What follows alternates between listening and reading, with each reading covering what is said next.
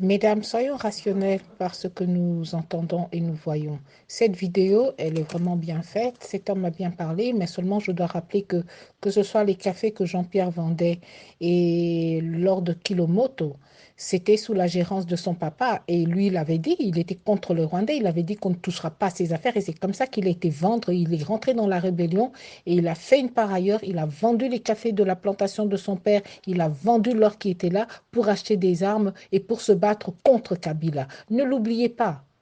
Si Jean-Pierre a fait partie du groupe des Ougandais, pourquoi? Parce que les Ougandais, au départ, sont venus avec les Rwandais à la guerre contre le Congo. Ils étaient là à deux et à un moment donné, ils se sont disputés.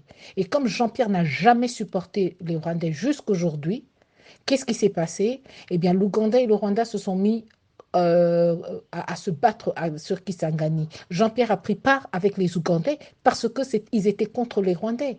C'est ça que les Congolais n'oublient pas. Il n'a pas tué les Congolais pour les tuer. Il y a eu une guerre sur le territoire congolais et Jean-Pierre a pris part contre le Rwanda pour les Ougandais parce que les Ougandais se battaient contre le Rwanda. Mais après, ils se sont réconciliés. Et c'est ce qui a fait que maintenant Jean-Pierre a été vu, il est mal vu partout. Oh oui, il a fait la guerre et tout ça. Mais n'oublions pas, Kabila a tué plus de 12 millions. Jean-Pierre n'a pas tué les millions. Jean-Pierre était le premier quand ils étaient à 1 plus 4, 4 là. Vous vous souvenez? Quand on a dit que les Rwandais, quand on a fait la paix et tout, du coup, allez, on a autorisé que les Rwandais rentrent au Congo. Vous vous souvenez que Jean-Pierre avait dit, si c'est pour ça, alors je ne veux plus être Premier ministre ou vice-premier ministre, je retourne à la guerre pour chasser les Rwandais. Qu'est-ce que tout le monde a dit? Oh, Jean-Pierre, c'est un guerrier, il veut faire la guerre. Alingika Kamakile, Tangana, Kinshasa, Totika Kaba, Rwandais, Bakota, ils sont venus pour chasser les Hutus, laissons-les entrer. Et où on en est aujourd'hui? Moi, j'aime bien quand les gens accusent Jean-Pierre, Jean-Pierre ci, Jean-Pierre ça, ou Alia Kibatou. Oui, c'est bien. Mais on en est où aujourd'hui? Mais M. Tshisekedi et son fils étaient bien là. Tshisekedi n'a jamais accusé les Rwandais. Au contraire, il y a une vidéo, il dit bien que les Rwandais, s'ils nous font la guerre, ils ont raison parce qu'on a protégé les tueurs. Quels tueurs? Or que ça, c'était un coup prémédité. Jean-Pierre Bemba est celui qui était dire à Mobutu qu'il y a un coup qui se monte contre les Tutsis. Parce que Madame Abiyarimana l'avait dit. Personne ne l'avait cru, même nous. Moi, j'étais là. Ce n'est pas qu'on est en train de raconter des histoires, j'étais là. Quand on a dit que Madame Abiyarimana, on se disait, mais elle divague, la mort de son mari lui fait dire n'importe quoi. Parce qu'elle est jalouse, parce qu'il y a des Tutsis au Congo. Et que nous, on a toujours protégé les Tutsis, les Congolais, les Aïrois à l'époque. Et peut-être ça, mais son mari était devenu l'ami de Mobutu. On l'a calmée, là. Mais elle avait raison. Et je n'oublierai jamais ce que cette femme avait dit. Elle avait dit, vous n'écoutez pas, ça ne fait rien. Les seules personnes qui peuvent arrêter les Tutsis, c'est les Hutus. Quand les Tutsis vont envahir le Congo, parce qu'ils vont le faire, c'est là leur objectif, vous ne pourrez jamais les chasser. Vous ne les connaissez pas. Vous ne pourrez jamais les chasser. Aidez-nous à reprendre le pouvoir au Rwanda. Si vous laissez les Tutsis, le Zaïre va subir des choses parce qu'ils veulent prendre la part du Congo. Tondima Kate. Et c'est Jean-Pierre qui a découvert ça.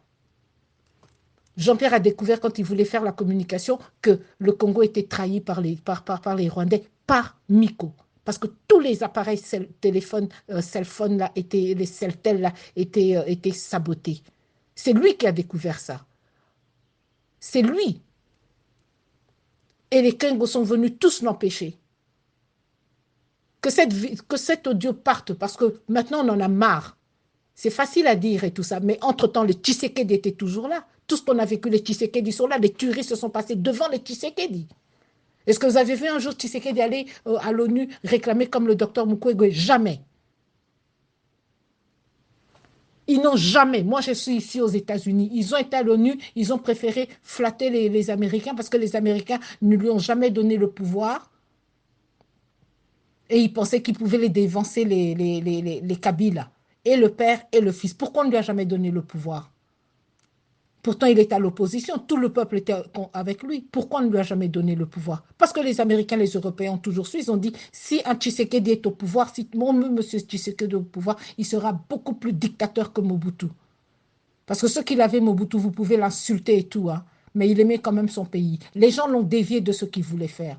Parce que si on l'avait laissé faire, le pays ne serait pas comme ça, on serait plus que l'Afrique du Sud. Mais seulement, ça n'a jamais arrangé personne que le Congo ne s'arrange. Et ne vous en faites pas, Félix, il ne fera pas mieux. Parce que n'oubliez pas, c'est nous qui avons les minerais. Et nos minerais, avec nos minerais, on ne pourra jamais construire un Congo. Parce que ce que les Félix, ce que les Balouba, les gens du Kasaï pensent, qu'on va rendre leur pays et leur ville où le Kasaï va être beau comme le Rwanda. Mais c'est ce que j'essaye d'expliquer. On ne pourra jamais être comme ça. Parce qu'on a des minerais partout.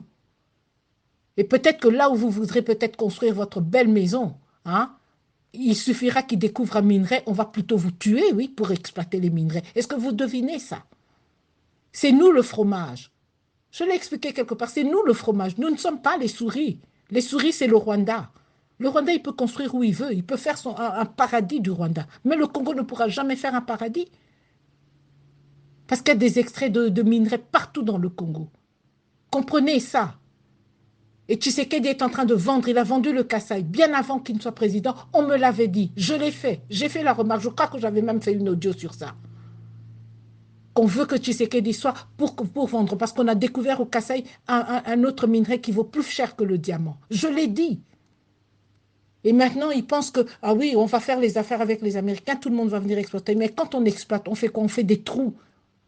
On ne fait pas de photos là où on creuse les mines, hein. Si vous voyez comment est l'est du pays, vue aérienne, personne n'a fait de photos. Des villages entiers, des millions de personnes sont mortes. Et c'est ce qui va arriver au Congo. Le Congo est une mine ouverte. C'est ça que vous devez comprendre. Et quand on fait les affaires avec ces gens-là, c'est tout. Ça veut dire que vous sacrifiez vos gens.